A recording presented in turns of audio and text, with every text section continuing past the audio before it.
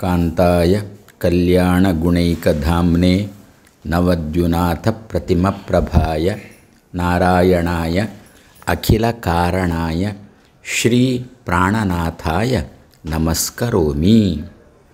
ತಾಂ ಮಂತ್ರವರ್ಣೈಃ ಅನುವರ್ಣನೀಯಾಂ ಶರ್ವೇಂದ್ರಪೂರ್ವೈಃ ಅಪಿ ವಕ್ತುಕಾಮೇ ಸಂಕ್ಷಿಪ್ನುವಾಕ್ಯೇ ಮಯಿ ಮಂದಬುದ್ಧೌ ಸಂತಃ ಗುಣಾಢ್ಯಾಃ ಕರುಣಾಂ ಕ್ರಿಯಾಸುಃ. ಶ್ಲೋಕದ ಅರ್ಥ ಮೊದಲು ನೋಡುವುದು ಅಂತಾದರೆ, ಮಂತ್ರವರ್ಣೈಃ ಅನುವರ್ಣನೀಯಾಂ, ವರ್ಣಯಿತುಂ ಯೋಗ್ಯಾಂ ವರ್ಣನೀಯಾಂ. ನಿಮ್ಮಂಥವರು ಸಾಮಾನ್ಯವಾದ ಆಡು ಮಾತಿನಿಂದ ಅದು ವರ್ಣನೆ ಮಾಡಲಿಕ್ಕಿದ್ದದ್ದಲ್ಲ. ಅದಕ್ಕೆ ತುಂಬ ಶುದ್ಧಿ ಬೇಕು. ದೋಷರಹಿತವಾದ ಶಬ್ದಗಳಿಂದ ಹೇಳಲಿಕ್ಕೆ ಯೋಗ್ಯ. ಯಾರ ಮಾತಿನಲ್ಲಿ ಸ್ವಲ್ಪವೂ ದೋಷ ಬರುವುದಿಲ್ಲವೋ, ಹಾಗೆ ಹೇಳಬಾರ್ದಿತ್ತು, ಹೀಗೆ ಹೇಳಬೇಕಿತ್ತು ಅಂತ ಹೇಳಿಸಿಕೊಳ್ಳುವ ಪ್ರಸಂಗ ಇರಬಾರ್ದು. ಅಂಥವರು ವಾಯುದೇವರ ಚರಿತ್ರೆಯನ್ನು ಹೇಳಲಿಕ್ಕೆ ಯೋಗ್ಯರು.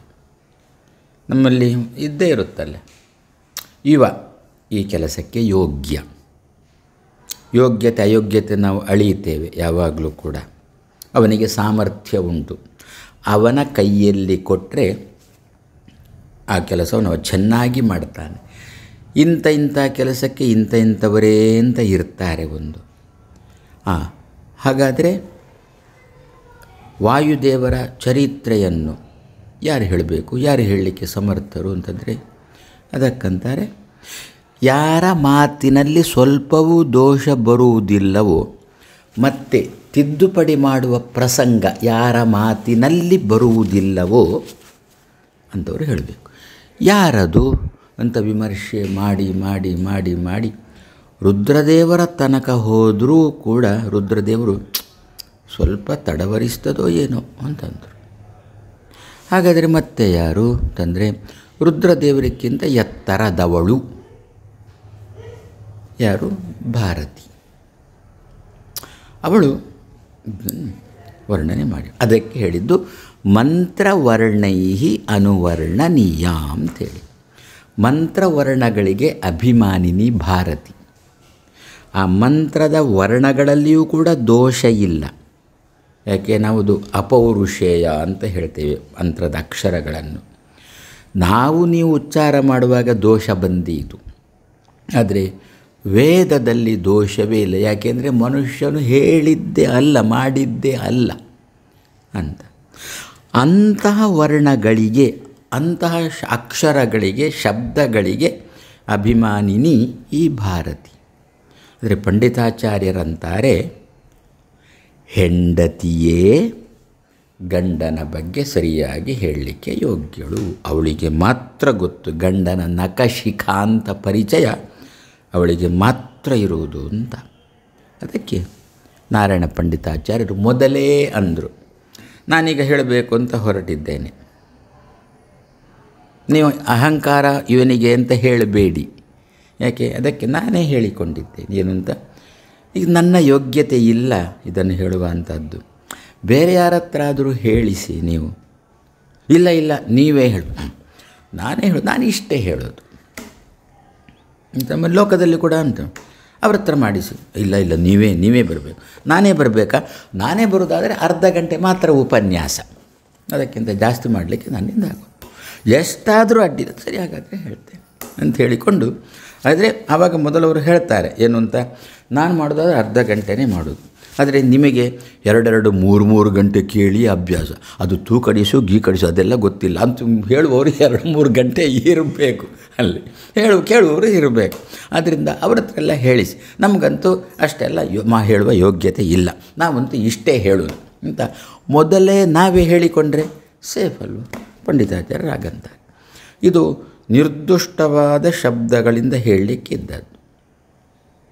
ಆದರೂ ನಾನು ಹೇಳಲಿಕ್ಕೆ ಹೊರಟಿದ್ದೇನೆ, ಯಾಕೆ ಅಂದರೆ ಬೇರೆ ಯಾರೂ ಹೇಳ್ತಾ ಇಲ್ಲ ಮಧ್ವರ ವಾಯುದೇವರ ಲೀಲೆಯನ್ನು. ಅದರಿಂದ ನಾನು ಹೇಳ್ತಾ ಇದ್ದೇನೆ. ನನಗೆ ಆ ತಾಕತ್ತು ಇಲ್ಲ. ಯಾಕೆ ಅಂತಂದರೆ ಆ ವೇದ ಮಂತ್ರಗಳ ವಾಕ್ಯಗಳು ಅಥವಾ ನಿಮ್ಮ ಆಂಗ್ಲ ಭಾಷೆ ಹೇಳಿದ್ರೆ ಪ್ಯಾರಗಳು ಅಥವಾ ವಾಕ್ಯಗಳು ಶಬ್ದಗಳು ಹೇಳುವುದಲ್ಲ, ಮತ್ತು ಅಕ್ಷರಗಳೂ ಹೇಳ್ತವೆ ವಾಯುದೇವರ ಮಹಿಮೆಯನ್ನು. ಒಂದೊಂದು ಅಕ್ಷರವೂ ಕೂಡ ವಾಯುದೇವರ ಮಹಿಮೆಯನ್ನು ತಿಳಿಸಿಕೊಡುತ್ತದೆ. ಅದಕ್ಕೆ ಮಂತ್ರ ವರ್ಣಗಳು ಅಂತಂದು. ಹಾಗಿರುವಾಗ ದೋಷರಹಿತವಾದ ಒಂದೊಂದು ಅಕ್ಷರಗಳು ಕೂಡ ವಾಯುದೇವರ ಮಹಿಮೆಯನ್ನು ಹೇಳ್ತದೆ ಅಂತಂದರೆ ಅಕ್ಷರಕ್ಕೂ ಕೂಡ ದೋಷಪೂರಿತವಾಗಿ ನಾವು ಇರುವಾಗ ನಾವೆಲ್ಲಿ ಹೇಳಲಿಕ್ಕೆ ಸಾಧ್ಯ? ಆದರೂ ನಾವು ಹೇಳ್ತೇವೆ. ನೀವೆಲ್ಲ ಹೇಳಿದ್ದೀರಿ, ಹೇಳಬೇಕು, ಮಧ್ವರ ಚರಿತ್ರೆಯನ್ನು ನೀವು ಹೇಳಬೇಕು ಅಂತ ಶಿಷ್ಯವರ್ಗ ಭಕ್ತವರ್ಗ ಪ್ರಾರ್ಥನೆ ಮಾಡಿದೆ ಪಂಡಿತಾಚಾರ್ಯರ ಹತ್ರ.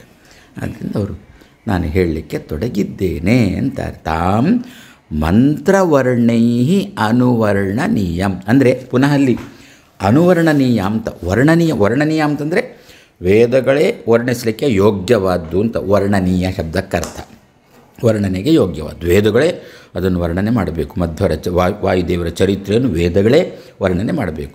ವೇದಗಳಿಗೆ ವರ್ಣನೆ ಮಾಡಿದ್ರೇ ಯೋಗ್ಯ ಅಂತ ಹೇಳಲಿಕ್ಕೆ ವರ್ಣನೀಯ ಅಂತಂದದ್ದು. ಏನುಂಟಲ್ಲಿ ಅನು ಅಂತ ಇನ್ನೊಂದು ಉಂಟು. ಏನರ್ಥ ಅಂತಂದರೆ ಅದೇ ಎಷ್ಟೋ ಸಂದರ್ಭದಲ್ಲಿ ನಮ್ಮಲ್ಲಿ ಏನಿರುತ್ತೆ ಅಂತಂದರೆ ಅಲ್ಲಿ ಅಷ್ಟು ಇರುವುದೇ ಇಲ್ಲ. ನಿಮ್ಮ ಆಂಗ್ಲ ಭಾಷೆ ಎಕ್ಸಾಜರೇಷನ್ ಅಂತಲ್ಲ, ಅಯ್ಯೋ ಹೊಗಳಿದ್ದು ಅಂತ. ಅಲ್ಲಿ ಅವನಲ್ಲಿ ಇಂಥದ್ದು ಇರುವುದಿಲ್ಲ. ವೇದ ಹಾಗೆ ಮಾಡಿಲ್ಲ. ಇಲ್ಲದ್ದನ್ನು ಹೇಳಲಿಲ್ಲ, ಇದ್ದದ್ದನ್ನು ಬಿಟ್ಟಿಲ್ಲ ಅಂತ ತಿಳಿಸಲಿಕ್ಕೆ ಅನು ಅಂತಂದರು. ಅವರ ಲೀಲೆಗಳು ಹೇಗುಂಟು, ವಾಯುದೇವರ ಕೃತಿಗಳು ಚರ್ಯೆಗಳು ಹೇಗುಂಟು, ಅವರ ಜೀವನದಲ್ಲಿ ಮಾಡಿದ ಘಟನೆಗಳು ಹೇಗುಂಟು ಯಥಾವತ್ತಾಗಿ ವರ್ಣನೆ ಮಾಡೋದು. ಉತ್ಪ್ರೇಕ್ಷೆ ಎನ್ನುವುದು ಸ್ವಲ್ಪನೂ ಇಲ್ಲ. ಅಂದರೆ ಏನರ್ಥ ಬಂತ ಹಾಗಾದರೆ, ಏನು ನಾನೀಗ ಇಲ್ಲಿ ಘಟನೆಗಳನ್ನು ಹೇಳ್ತೇನೆ ಅಥವಾ ವೇದ ಏನು ಅವರ ವಾಯುದೇವರ ಚರಿತ್ರೆಗಳನ್ನು ಹೇಳ್ತಾ ಉಂಟು ಅದು ಉಂಟು ಅವರಲ್ಲಿ ಅಂತ ತಿಳಿಸಲಿಕ್ಕೆ ಅನು ಎನ್ನತಕ್ಕಂಥ ಶಬ್ದವನ್ನು ಹಾಕಿದ್ದು. ಸಾಮಾನ್ಯವಾಗಿ ನಮ್ಮಲ್ಲಿ ಎಲ್ಲ ಕಡೆ ಹಾಗೆಯೇ ಅಲ್ವೋ?